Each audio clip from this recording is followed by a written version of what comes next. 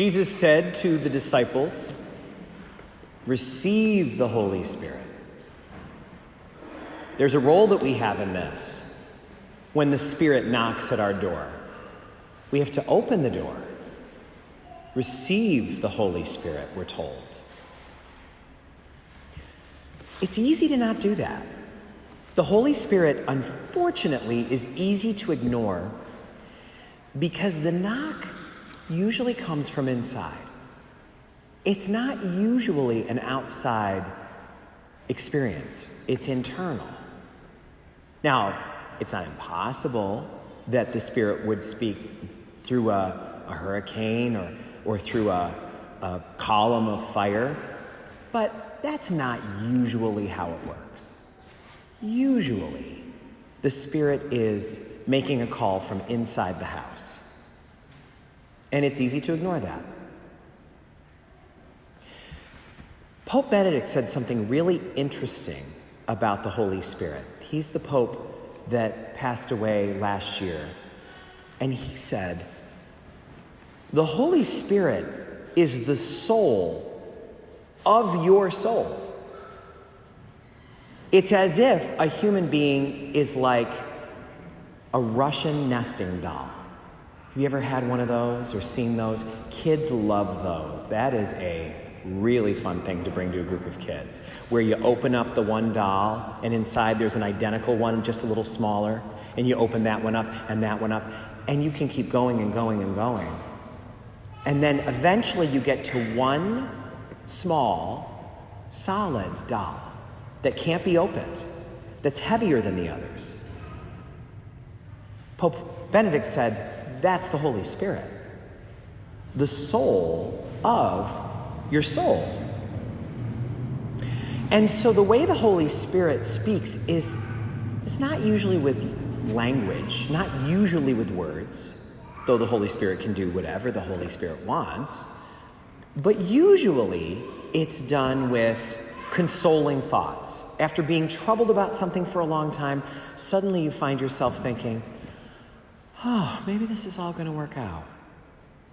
Or with creative ideas that you didn't have. You all of a sudden realize, oh, I could do this. Or if you've ever been stymied by something or had something in a log jam or a puzzle, and all of a sudden the pieces fall into place. That's the Holy Spirit. And it's very subtle. It's quiet. The call is coming from inside the house. So the only way we can be ready for that is to get really quiet in order to hear it. Lawrence Anthony wrote a book called The Elephant Whisperer. He probably is the person who's known the most about elephants ever, because he decided to solve a big problem that was happening in Africa. It's long been known that an elephant that had trauma earlier in its life becomes dangerous. We don't think of elephants as dangerous, but they're huge animals and they have a lot of power. And traumatized elephants are dangerous because their trauma comes out in power that is uncontrolled and can hurt people. So the government of South Africa for a long time had a policy of euthanizing any traumatized elephant, feeling that that would protect the public. But Lawrence Anthony said, what if we treated elephants the way we treat sheep? Could there be an elephant shepherd who would live with the elephants and speak to them? They would recognize the voice of this person. They would be able to guide the elephants to something safer. And so he did exactly that. As an experiment, he went and lived with the elephants in the wild. And he watched them, and he learned about them, and he got them to trust him. And he was able to take traumatized elephants and help them to be safe again. One of the things he noticed that was remarkable and makes you love elephants is that they have rituals for many things, many passages of life, in a way that would shock you to see an animal doing it. And one of them is when an elephant dies, they hold a vigil. They actually hold a vigil. They will typically stand in the place where the elephant died for 2 days, and then they will leave. They often form a circle around the spot where the elephant died. In 2012, Lawrence Anthony, who was retired from his work with the elephants, himself died. He had a heart attack, it was unexpected, and he passed. 2 days later, the first herd arrived. How they knew, no one knew, but they came from the west, and they circled his house. 1 day later, a tribe came from the east, another band of elephants. And together, these two bands of elephants, these two herds that had nothing to do with each other, formed one circle around Lawrence Anthony's house for 2 days. And then they left, trunk to tail, going back to where they came from. How did that happen? Who could have told them? That wasn't where they knew him from. The house he lived in wasn't in the reserve that he founded for the elephants. How could they know? It's the Holy Spirit. You may say, why would the Holy Spirit be able to do that? Why would the Holy Spirit spend time with elephants? Well, who made elephants? And the Holy Spirit speaks elephant. The Holy Spirit speaks everything. The knock is always coming from inside, and we're being asked to receive it and act accordingly. The problem with that is that that's not the only voice inside of us. The Holy Spirit's voice is not the only one. There's a lot of other voices. Just like there's all those nesting dolls, each one of them has a voice.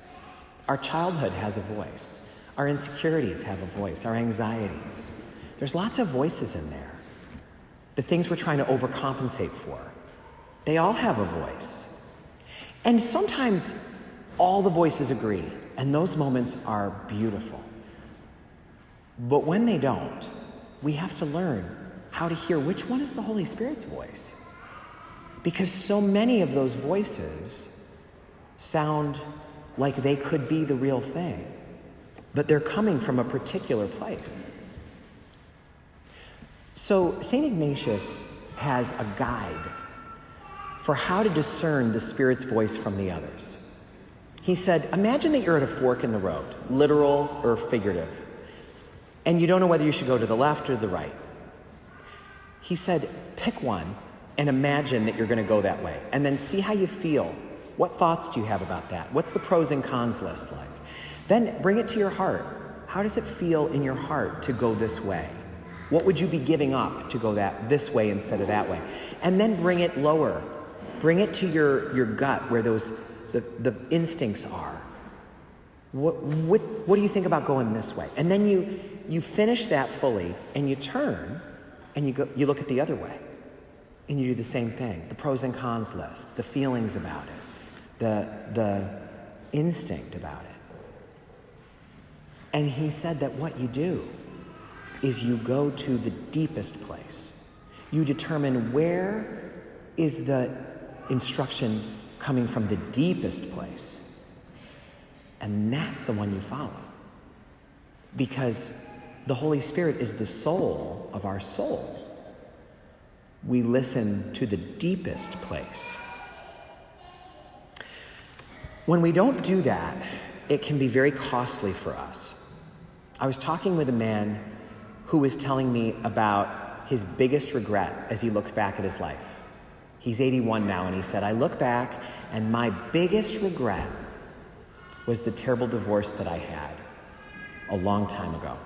But it's been a total tragedy. It was the biggest failure of my life. I'm estranged from my children. I'm anguished by it. And he said, the thing that gets me is I knew. He said, while we were engaged, I had a voice that was gnawing at me. But we'd already called the caterer. And everybody would have been so disappointed. And it would have been so awkward. And so we got married.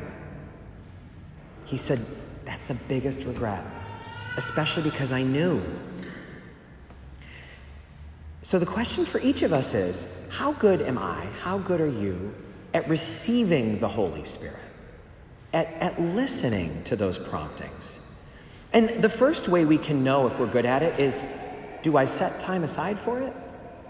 What's my morning routine? Before I leave the house, do I have a time of quiet in there? Do I set my alarm early enough that I can do that? Before bed at night, is there any time that I give for the quiet that I would need to hear that voice from the tiny, most internal part of myself, the voice that is so quiet? Can I name the times that I've listened and what the results have been? Can I name the times that I didn't? In the nesting doll that we all are, there is one in the center. It's solid, and it can't be divided. That nesting doll, way deep down, is the soul of our soul. And that is the Holy Spirit.